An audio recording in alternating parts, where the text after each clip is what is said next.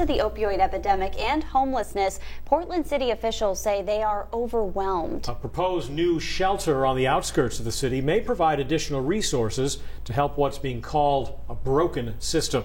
News Center's Clay Gordon is here now to tell us more about the plan. Clay? Lindsay and Pat, the current Oxford Street shelter in Portland helps on average 200 people per night, but it only has room for about 154. Now, that's according to the shelter director. A new multi-million-dollar location on the Barron Center campus on Brighton Avenue may help the people who need it most. The homeless population is quite visible, but resources to help them are maxed out. The situation we have going on now is untenable. The need for rehabilitative services is outgrowing the Oxford Street shelter, according to its director. It's definitely seen a lot of wear and tear, and it's very difficult to staff. There's a lot of nooks and crannies. It's a rehab 3-story apartment building attached to an auto garage. It was never designed to house 154 people.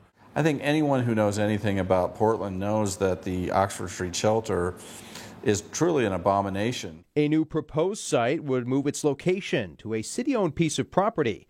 Some are saying it's just moving the problem. Really unfortunate when people say that we're trying to, move the problem to Westbrook, or we're trying to hide the poor or the homeless.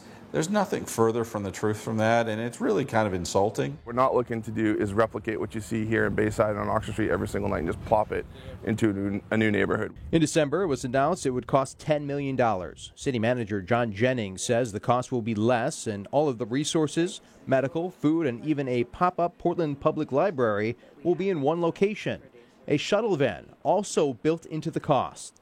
But the city says the move is for safety, the communities, and the homeless population.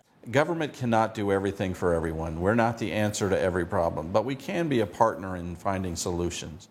Accessibility is huge, but let's have folks come back into the city from a place of strength, instead of having to try to escape this neighborhood, be more productive. Helping the homeless get back on their feet. No one's going to be living in the shelter day after day after day, year after year. Helping them transition to a more productive situation. Now, the city manager's office will provide a recommendation to the Health and Human Services Committee in City Hall on Tuesday. A public hearing with the same committee will be held July 10th.